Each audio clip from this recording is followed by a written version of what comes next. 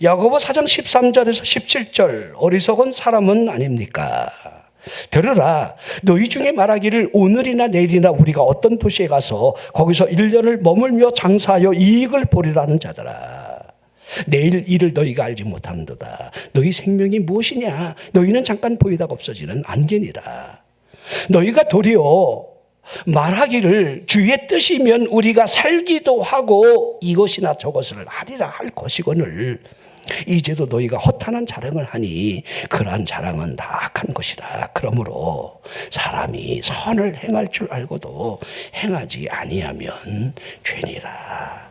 아멘. 자, 우리 당시 예루살렘 교회의 지도자가 되는 이 야고보가 그리스도인이 지녀야 할 참된 믿음이 무엇인지를, 그 믿음에 근거한 실제적인 실천적인 삶이 무엇인지에 대해서 강조를 했지요.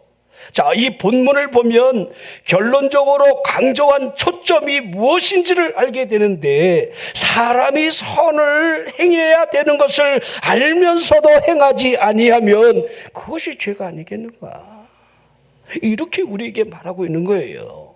자, 그러면 우리 예수님이 이와 같은 말씀을 여러분들 우리에게 하셨다는 사실이 누가복음 12장에 기록이 되어 있는데, 어떤 사람이 예수님께 나와 선생님 내 형을 명하여 유산을 나와 나누게 하소서 이렇게 요청할 때에 우리 예수님이 누가 나를 너희의 재판장이나 물건 나누는 자로 세웠느냐 하시면서 삼가 모든 탐심을 물리치라 이렇게 하신 거예요. 대부분의 우리의 삶의 포커스가 이 탐심에 맞춰져 있는 거거든요. 이것 때문에 괴로워하고 이것 때문에 몸부림치는 거예요. 사람의 생명이 그 소유의 넉넉함에 있지 아니하리라라고 하는 분명한 말씀으로 여기 말씀을 하셨습니다. 그리고 어리석은 부자 비유를 하신 거예요. 자, 그러면 뭐 길게 설명하지 않겠습니다. 이 부자를 향해서 왜 어리석다 이렇게 했겠느냐 이 말이에요. tak하나죠. 오늘 밤 죽을 줄 모른다는 거예요. 마치 내일이 계속 지속될 것으로 착각하면서 여러분들 자신을 위한 풀을 계속 쌓고자 하는 마음. 누가복음 12장 21절을 보십시오. 자기를 위하여 재물을 쌓아두고, 이게 여러분 초점이에요. 하나님께 대하여 부유하지 못한 자가 이와 같으니라. 이게 어리석은 부자에 대한 여러분 핵심이 되는 거예요. 이와 동일한 일이 우리에게 일어날 수 있다는 거, 어느 누가 내일 일에 대하여 알 수가 있겠습니까? 정해진 때가 오면 반드시 죽음의 연설자로부터 그 연설 소리를 들어야 되는데, 히스기야 왕을 보십시오. 이사야 선지자가 그에게 다가와 죽음의 연설을 하는 내용이 열왕기하 20장 1절에 기록이 되어 있는 거예요. 그때 히스기야가 병들어 죽게 되며 아모스의 아들 선지자 이사야가 그에게 나와서 그에게 이르되 여호와의 말씀이 너는 집을 정리하라. 내가 죽고 살지 못하리라. 여러분, 하나님께서 지금 이사야 선지자를 보내며 왕에게 하는 말이 한마디로 정리해 볼까요? 너 끝났어, 그 말이에요. 그 누가 하늘로부터 들려주는 그 음성에 대하여 거절할 수 있겠습니까? 저나 여러분이 하나님이 끝났다 하시는데 아니라니까요, 아니에요 이렇게 할 수 있겠느냐 이 말이에요. 죽음이라는 것은요, 쥐나 나위, 성품, 장래의 가능성에 대한 이 고려를 전혀 하고 있지 않습니다. 죽음이 이쁜 사람이라고 안 들어갑니까? 돈 많다고 죽음이 여러분들 안 들어가냐 이 말이에요. 우리가 해야 할 일이 많이 남아있다고 죽음이 여러분 그 죽음을 유예시켜 주겠느냐 이 말이에요. 지금의 삶이 너무 행복하고 만족스러운데 죽음이 나에게 오지 말라고 한들 그 죽음이 그래 알았어 조금 즐기다 와 이렇게 하겠느냐 이 말이에요. 자, 그 어떤 사람이 죽음에 대한 면제권을 손에 쥐고 있겠습니까? 시므리 9장 27절 우리가 너무나 잘 알고 있죠. 한번 죽는 것은 사람에게 정해진 것이요 그 후를 좀 볼 수 있으라는 겁니다. 죽음은 정해져 있을 뿐이요 그리고 그 다음이 있을 뿐이라는 거예요. 많은 사람들이 정해진 죽음까지는 이해하는데 그 다음을 여러분 전혀 이해를 하지 못해요. 예외에 여러분들이 뭔가 이렇게 자꾸 집중이 안 되고 꾸벅꾸벅 여러분들 짓눌리는 사람은요, 그 다음을 여러분들이 잘 신경 써서 보셔야 돼요. 여러분 죽음을 보십시오. 전쟁터에서 화살이 우연히 나라와 심장을 꽂는 이치와 다르지 않습니다. 여러분이 아는 대로 그 아방이 여러분 변장한 채로 자신만은 목숨을 구원하기 위해서 여러분들 그렇게 꾀를 부리지만 우연히 날라온 화살이 그 갑옷 솔기 사이에다가 여러분 꽂혀 들어간다는 거 누가 이걸 하겠습니까? 우연입니까? 아니라는 거지요.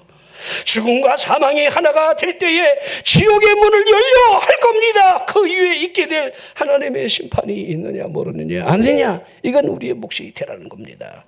다윗의 기도를 보십시오. 시편 39편 4절에 보면 여호와여 나의 종말과 연한이 언제까지인지 알게 해달라. 왜? 나의 연약함을 알기 원해서. 사람은 연약합니다. 여러분, 우리 인간이 얼마나 연약한 존재입니까? 우리 엊그저께 여러분 포천에서 비행기가 F-16이 잘못 입력해갖고 마을 근처에 막 이렇게 한 2발 떨겼잖아요. 이제 2발 떨겼는데 저 보니까 99채 피해 보고가 나왔더라고요. 이건 여러분 우크라이나 지금 아파트 여러분 상단에다가 미사일을 막 꽂히는데, 그쪽 미사일은 여러분 성능이 별로 안 좋고 우리나라 거는요. 그 옆에 여러분 장착된 거 여러분 한 발은요 지금 떨어진 거에 10배 위력이 있는 거래요. 그런 폭탄들을 막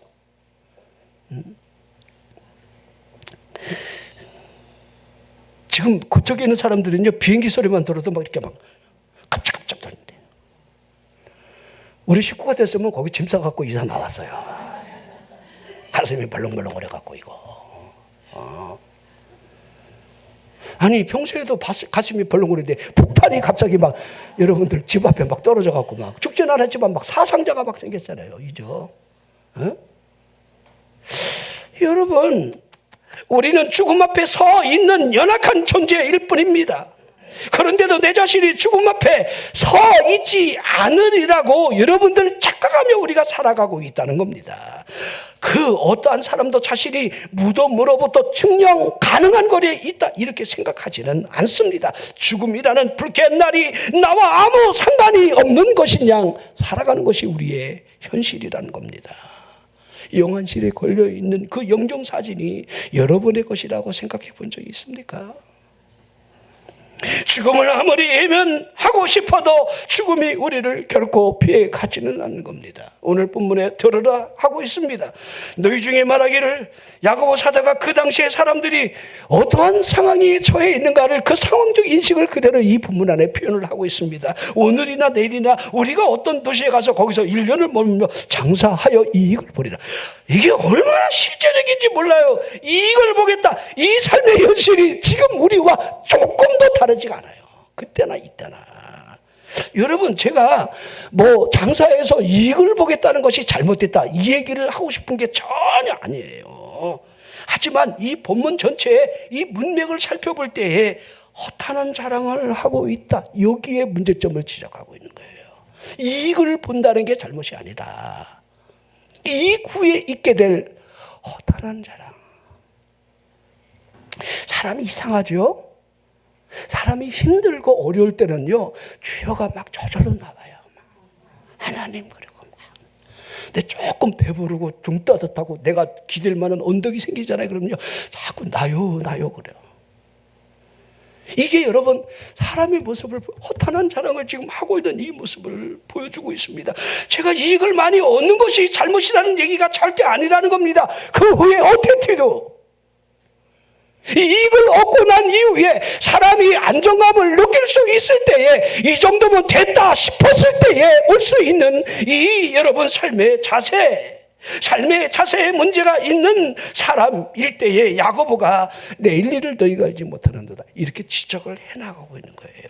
이 말씀을 보십시오. 마치 너의 지난 날을 뒤돌아보라 라는 뉘앙스가 이 안에 그대로 깔려져 있는 거예요. 자, 사람에게는요 반드시 기억력이라고 하는 좋은 은사가 여러분 가지고 있습니다. 기억력을 활용할 때에 여러분 뒤를 돌아볼 수도 있고 또 반성할 수도 있고 회개할 수 있는 기회가 오는 겁니다. 기억력이 나쁘다는 거 굉장히 문제예요. 우리는 은혜에서 멀어지는 사람은요, 이상하게 보면요, 학습 능력이나 이 기억 능력이 약해요. 여러분, 저는 쌀집 아들이라 우리 고양이하고 쥐가 전쟁 치르는 거 많이 봤어요. 우리 집에 고양이도 만만치 않지만 쥐들도요, 얼마나 야간지 자기 굴속으로 막 도망가고 막 고양이 막, 그땐 그게 참 하나의 여러분들 놀이터였어요. 그거 보는 재미가 쏠쏠하거든. 근데 제가 가만히 보잖아요. 고양이가 막 쫓아가는데 굴로 속 들어갔어. 그럼 고양이가 그 앞에서 계속 기다리고 있다, 이렇게. 내가 볼 땐 쟤 진짜 짠 거 아닌가. 지금 숨었는데 제가 아무리 쥐가 멍청해도 다시 저 굴에서 고양이가 지금 앞에 와 있는데 나올 거 같은데. 여러분, 기억하세요. 쥐는요, 기억력이 3초랍니다. 그걸 잃어버리고 겨우 나오다 잡혀 못 껴요.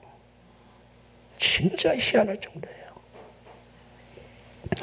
이게 영적으로 기억력이 나쁜 사람은요, 예배 성공자 못 됩니다. 바퀴가 꼬덕이면 여러분들 귀신 입 안으로 그냥 겨우 들어가는 거예요. 봐보세요. 맨날 반복되잖아요. 귀신이 언제 들어가던가요? 귀신 역사가 언제 나타나죠? 매일 기억력을 잃어버려서 그래요. 똑같은 시험을 당하고 똑같이 매 맞고 똑같이 귀신이 여러분 덮는데도 그걸 깨닫지 못하는 이유가 이 기억력 상실. 자, 내일 일을 알지 못하는도다. 나는 이 말씀을 통해서 사람에게 미래를 볼 수 있는 눈을 하나님이 주시지 않았다. 이걸 우리가 기억해야 돼요. 근데 이 당시에 그들이 하는 말을 좀 보십시오. 우리랑 다르잖아요. 주의 뜻이면 우리가 살기도 하고 이것이나 저것도 하리라. 이거 참, 나는 이 말씀을 보면서 아니 어쩜 이렇게 우리말하고 이렇게 그 당시가 똑같을까? 어쩜 이렇게? 그러면 물어보겠습니다. 여러분들도 이와 같은 고백을 하잖아요. 주여, 주의 뜻이면 살기도 하고 죽기도 할 텐데 이것도 저것도 나는 믿음으로 하겠습니다. 이렇게 우리가 하잖아요. 주의 뜻이면 주의 뜻을 앞세우잖아요. 주께 맡긴다는 여러분 이 전제 조건이 있잖아요.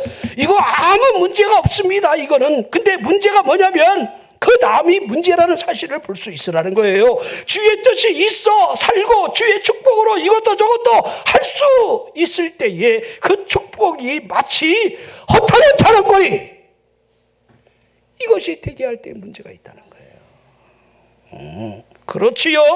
살고 죽는 것은 하나님의 뜻에 있는 게 맞습니다. 그렇지요. 우리가 살아가고 있는 이 모든 것이 하나님의 축복이라는 거 이거 틀린 말이 아닙니다. 하지만 지금 내가 살아가고 있는 이 삶의 방향을 보라는 거예요.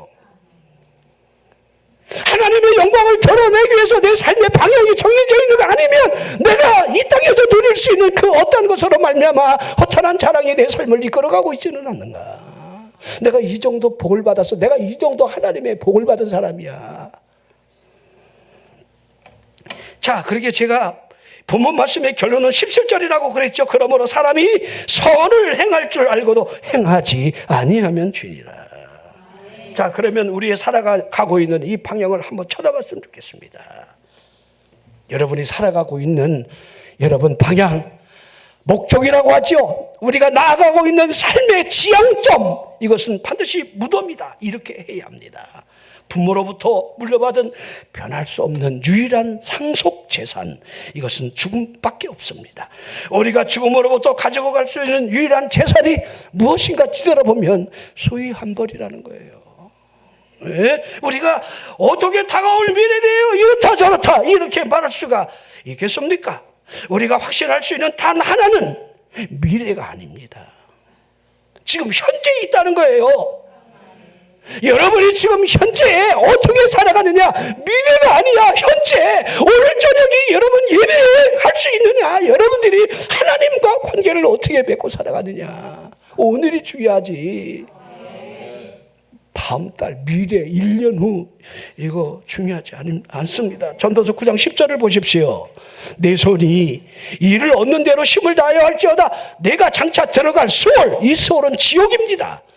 일도 없고 계획도 없고 지식도 없고 지혜도 없다. 여러분, 지옥 가면요 일하고 싶어도 못해요. 봄이 왔다고 여러분 사과대추 이렇게 전지 못합니다. 옥수수 심으려고 우리 송권사님이랑 그냥 뭐 그거 우리 거름도 거기다 고래다 풀어주고 지옥 가면 못합니다. 우리 죽고 나면 못합니다. 아무도. 우리 권사님들 막 이죠? 식당에서 막 여러분들 일하는 모든 거 지금 즐기라는 거예요. 우리 교사님들 지금 즐기세요.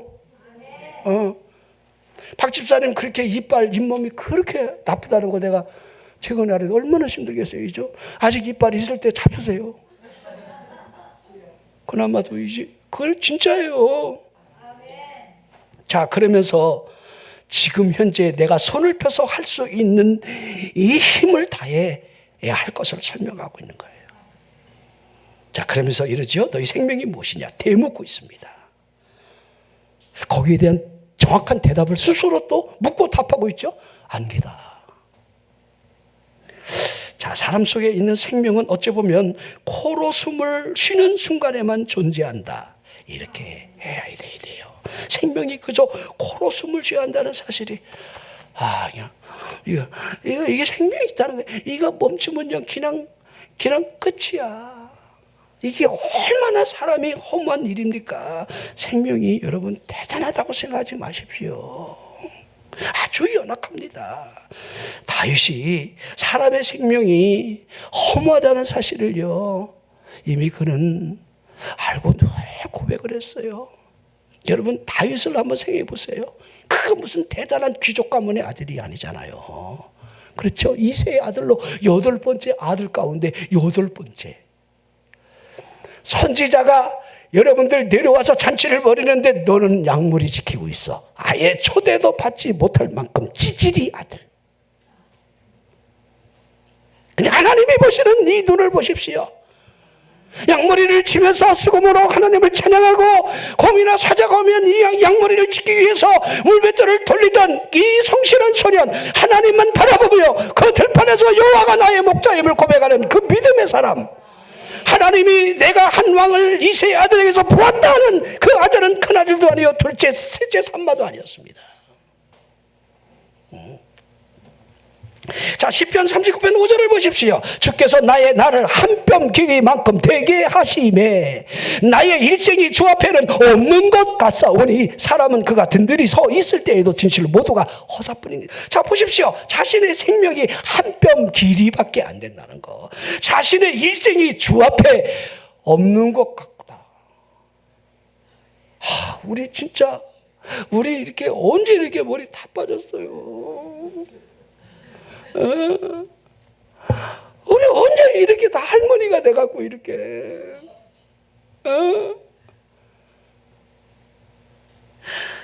여러분 젊은 우리 중년 우리 젊은이들 아직까지 내가 힘 있다, 나 아직 기회가 있다, 든든하게 서 있을 수 있다 이렇게 하지만 조금 지나보세요. 다 허사라는 거 알게 될 테니까. 오늘 여러분 예배 잘 들으러 오셨어요. 진짜 여러분 인생을 든든하게 세우려는 일들이 무익한 꿈에 불과하다는 사실을 일장춘몽이라 하지 않습니까? 그런데 이 공허한 자부심을 채우려고 인생은 몸부림을 치며 살아가고 있습니다. 그토록 공허한 자부심이 우리를 속이고 있을진데 그것마저 거짓으로 꾸민 채로 그렇게 될 것이라고 우리 귀 속에다 속삭이는 어떤 잘못된 소리가 우리를 여러분 현혹시키고 있는 것입니다. 사람은 사업적인 성공을 이루었을 때에 또한 그 일로 말미암아 사업적 지위와 명예가 높아지면 높아질수록 그렇죠? 우리 구청장이 와서 축사하는데요. 구청장도 여러분들 그 손 한 번 잡고 이렇게 하기 쉬운 사람 아니에요. 구청장 만만히 보면 안 돼요. 자, 여러분들이 가정적인 안정감이 주어지고 부부간에 아무런 문제가 없을 때에 제가 밑에 그 할머니 할아버지 섬에서 사시는데 할아버지 95세 할머니 89세 이게 이전에 사람이 그러잖아요. 당신 죽으면 우리 아내하고 남편하고 다시 살 거냐 그러면 대부분 어떻게 합니까?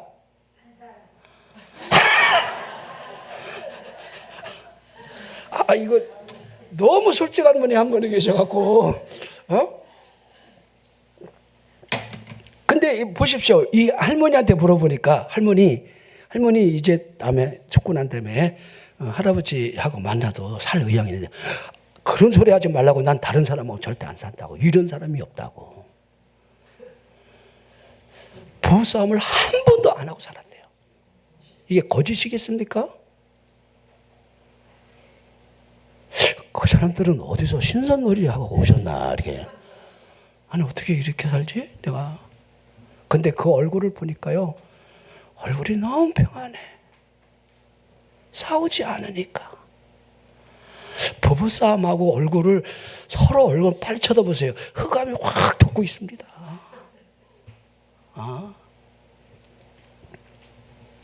우리 자녀들이 아무 걱정거리를 끼치지 않고 공부도 잘하고 이렇게 잘 따라주면 여러분들 든든하게 나는 서 있다 이렇게 자신감을 가질 수 있을 것입니다.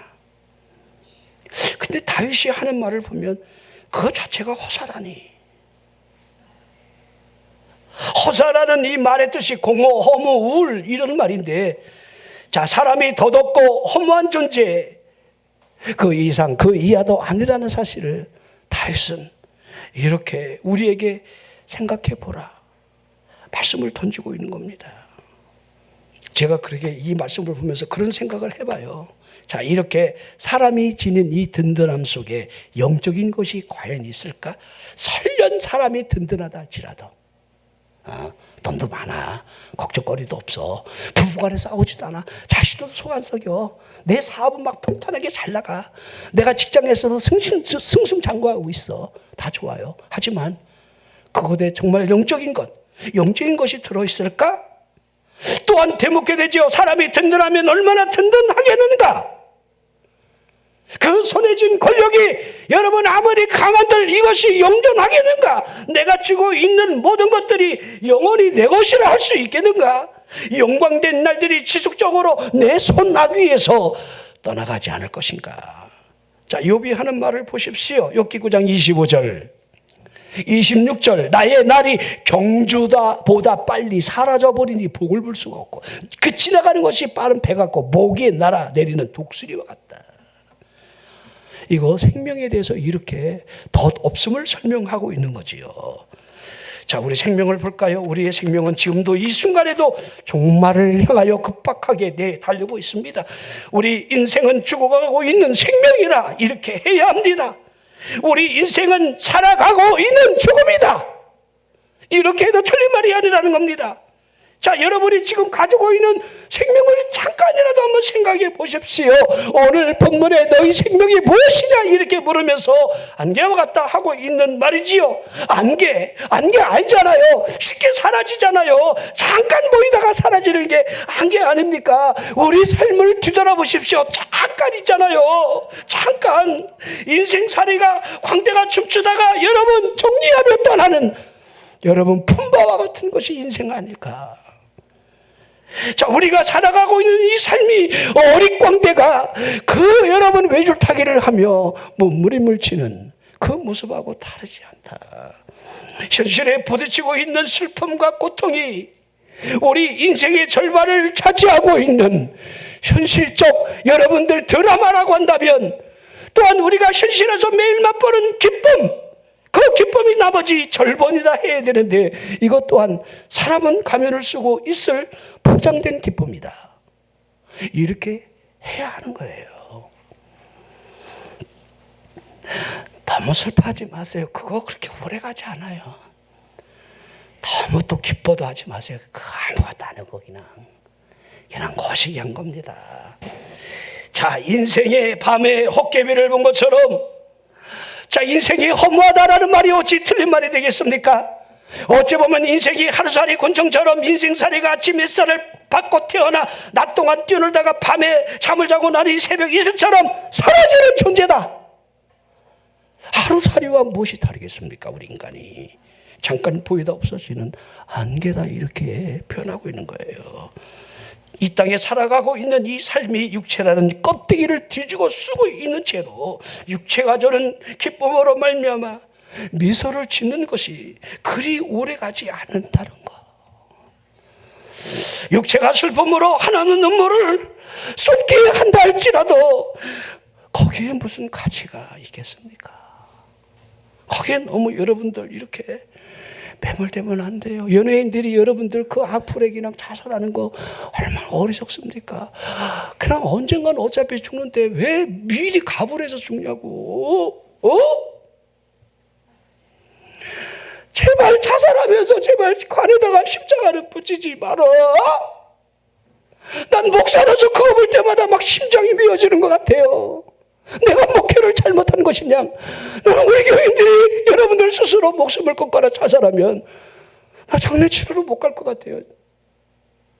저 사람을 향해서 천국 갔다 내가 이렇게 어떻게 설교할 수 있겠습니까?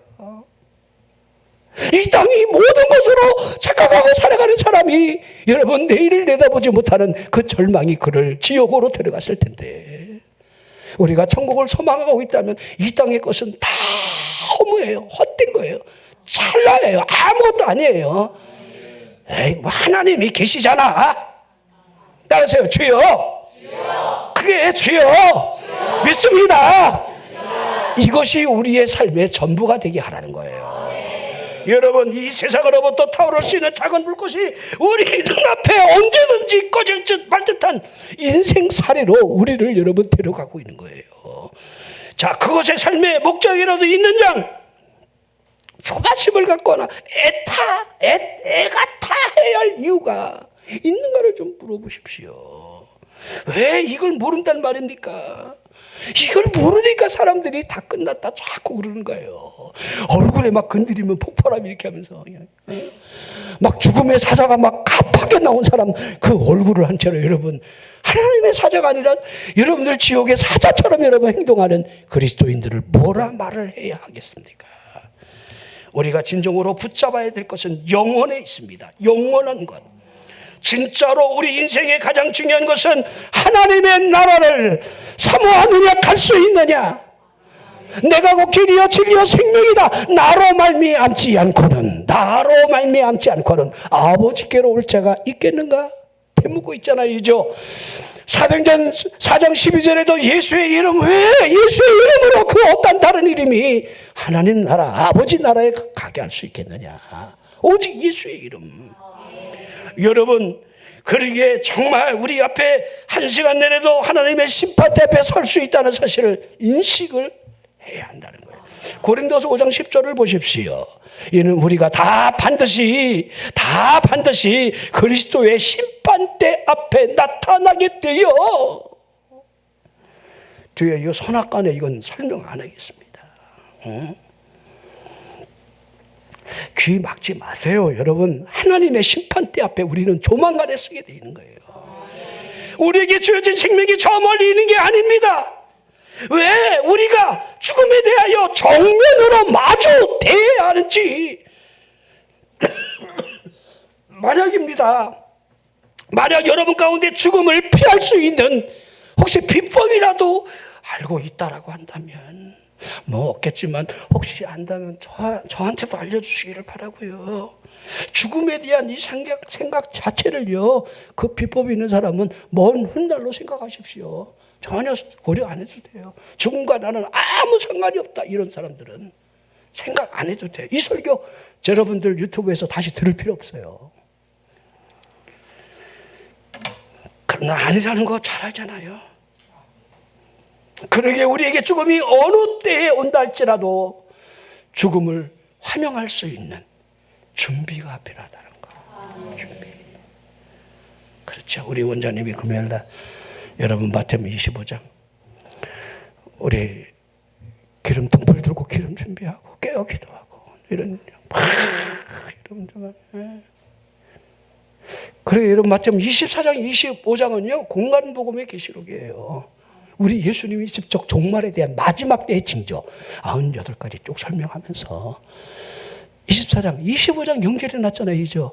그때에 여러분 열처녀 비유를 들고 달란트 비유를 두고 양과 염소를 25장 전장에 설명을 하고 있습니다. 이게 우리의 삶의 태도가 심판의 기준이다. 그렇죠? 여러분 등불은 들었는데 기름이 없어. 우리 교인들 가운데 여기 온 사람은 등불은 들고 있는 거야.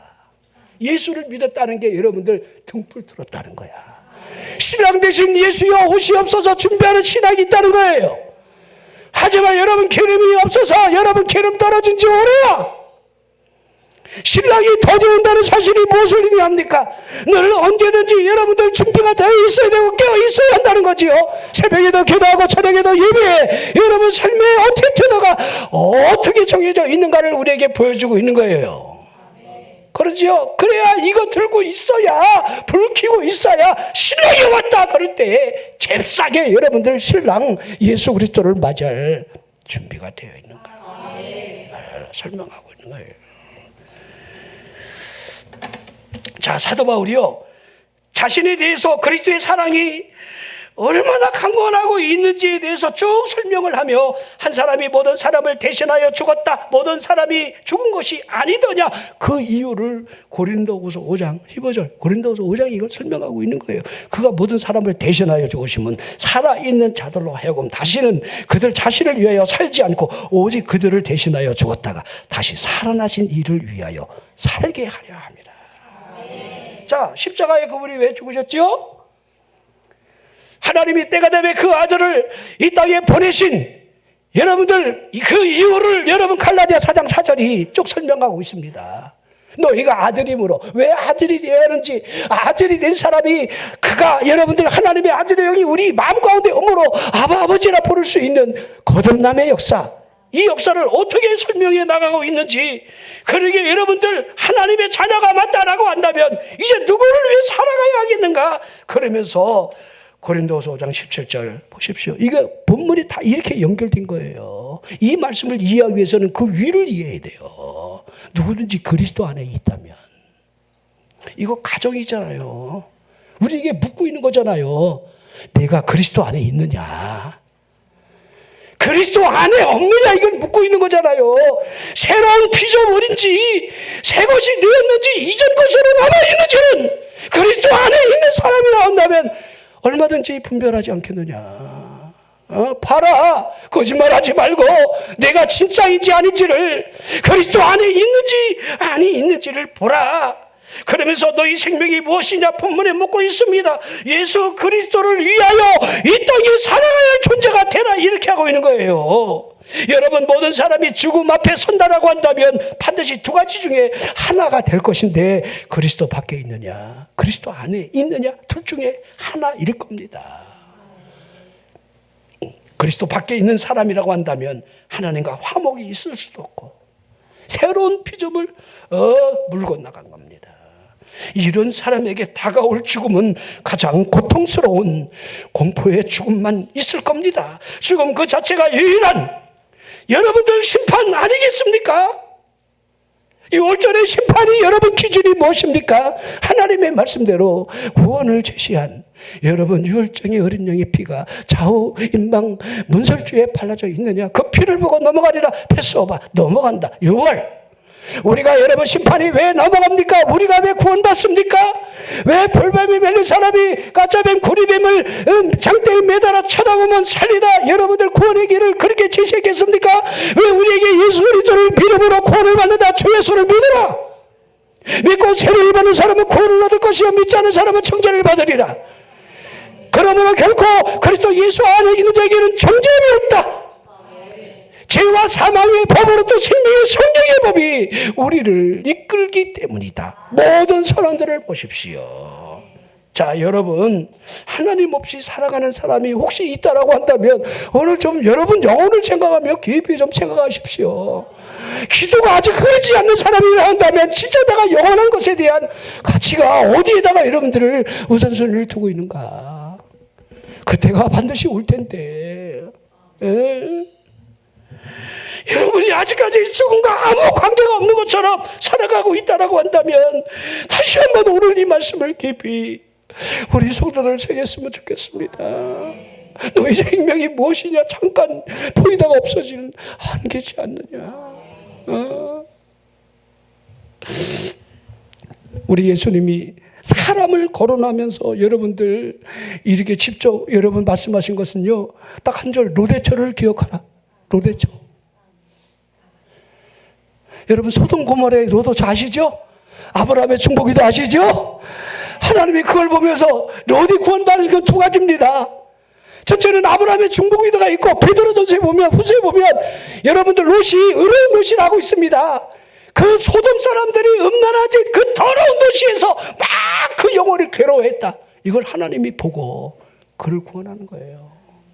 롯이 그곳에 동화되어 갖고 자기도 동성애하고 이렇게 개지랄 떨었다 한다면 하나님이 구원할 리가 없어요. 에? 롯에 저 보세요.